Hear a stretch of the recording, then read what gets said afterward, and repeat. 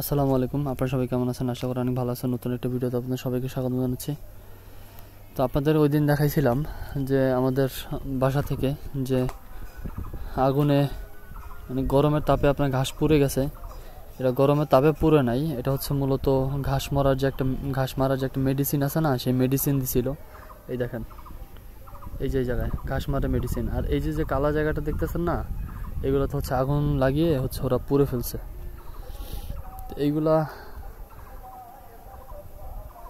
পুড়ছে ভালো কথা, কোনো সমস্যা নাই, কিন্তু একটা প্রবলেম ছিল।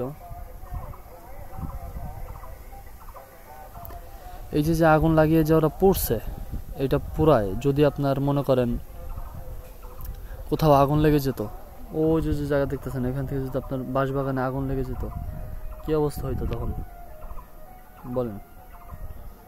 এটা তো আসলে অনেকে চিন্তা করে না।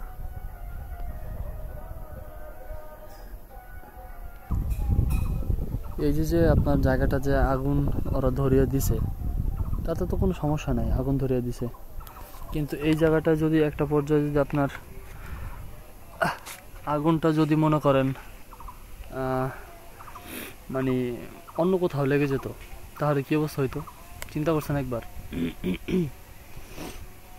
আমি যদি বাসার ছাদের উপরে আছি, এখানে দেখেন বাতাস,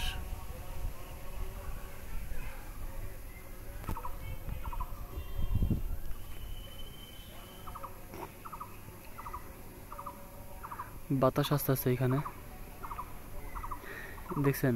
এইখানে যে এই যে আগুনটা ওরা যে ধরিয়ে এইখানে ধরাইয়া দিছে, এই আগুনটা মনে করেন একটা পর্যায়ে এমন একটা অবস্থা হইতো, অবস্থা খারাপ হয়ে যেত। আর গরমের ভিতরে যদি আগুন একবার পায়, তাহলে কি পরিমাণ যে আগুন দাউ দাউ করে ধরে, এগুলা অন্তত যে জানে সেই বুঝে।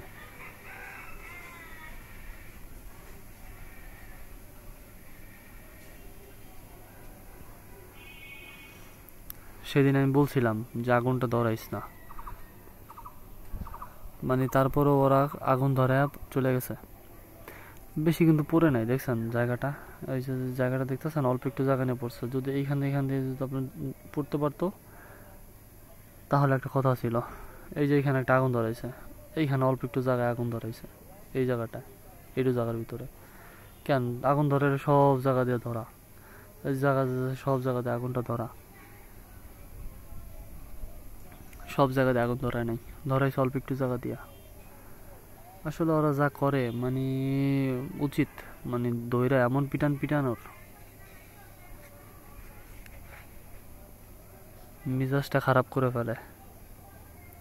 আমার তো শরীর না ভালো, আরও নিচে জ্বর, শরীরে পাই না বল, মানে সব মিলিয়ে জেলে অবস্থা খুব খারাপ।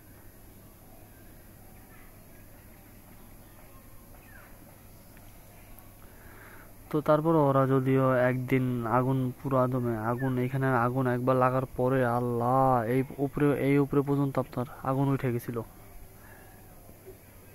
তো তারপরে আগুন থামছে রাতের ভিতরে।